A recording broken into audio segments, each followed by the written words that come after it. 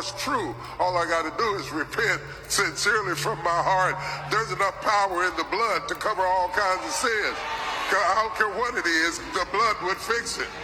Let me say first that I take no joy in watching what we are all watching concerning allegations against Bishop T.D. Jakes. If a person is being accused of something that they did not do to that degree, will remain throughout the duration of the process, whether it goes to court or not, they will remain angry. And something that Bishop Jakes said that really stood out to me, even if I did do it, the blood is sufficient. If in fact you are accusing me of something heinous that I did not do, one of the things that I wouldn't do and innocent people usually do not do is say things like, well, even if I did, my God has enough mercy and forgiveness to forgive me. The if I did it raises concern. When we think about O.J. Simpson, we all can remember how we felt when he made that statement. It is not normal behavior for a human being to say, well, if I did it, X, Y, and Z. So I hate to see what I'm seeing concerning Bishop T.D. Jakes. However, I do understand the need for these individuals who hold these positions in the minds of people as kings and gods almost, that who they are be exposed to the general public for the general public's best interest. What are your thoughts on the statement, well, if I did it, the blood is sufficient? Is a statement that many Christians use to avoid their responsibility to apologize to those that they've mistreated. Hiding behind this concept of blood is troubling. So we will wait to see what happens with this scenario. Y'all go follow that, brother. But the if statement, if was a fifth, we'd all be drunk. The if statement, to me, is saying, I did it. I did it. And I'm presetting the mindset of the congregation and the people who follow me to go ahead and forgive me even before they find out that I actually did it.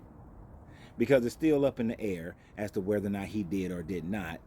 So let me go ahead and preemptively strike, set your mind, get you already in the mentality where you already have recognized forgiveness.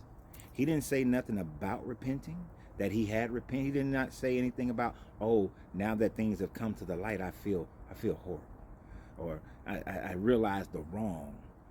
Dude, if you've been preaching for this long, you already knew that you going to the sex party was already wrong.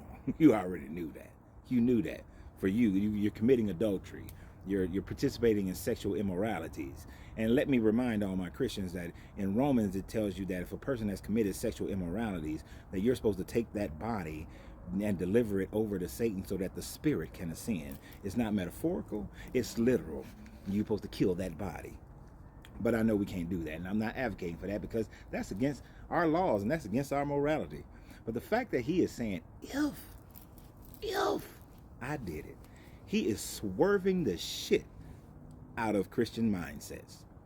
And it's pretty good. I mean, if I was his PR person, I probably would have said, dude, you need to go ahead and preemptively get everybody ready for just in case it comes out and be true that they have already forgiven you, and you can continue to press on. As a matter of fact, we're going to then go on the T.D. Jakes Redemption Tour.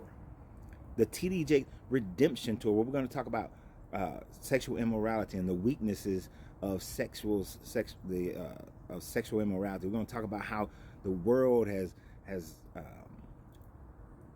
invaded the marriage bed, and how now children are seeing sexually explicit things, and these things inhibit the mind, and that's our greatest battle, is the sexual exploitation of children, and pushing sexual exploration of children, that chastity of the man and the woman, and how men got to be just as chaste as women if you want to be in God. We're going to teach the Pauline message of staying focused on God and not on sex. But if you do get married, and the fulfillment of sex in the marriage bed, and how ladies can't hold back and men can't hold back, and we got to focus on the sexual marriage that is ordained by God, I'd have him ready for it. And we're going to make even more millions off of Christians with that. Because Christians love to raise people love to raise you up, and they love to ride you down. But what they like even more is a freaking comeback story. And that man is setting up for a comeback story. If he did it, nah, bruh. You did it. Now, my man Sean Towers got a part 2. So I'm going to go ahead and hit y'all up with the part 2 on the next video. Y'all have a great day. Remember always, you got to free yourself to be yourself, because your greatness is non-negotiable. Good journey, good vibrations.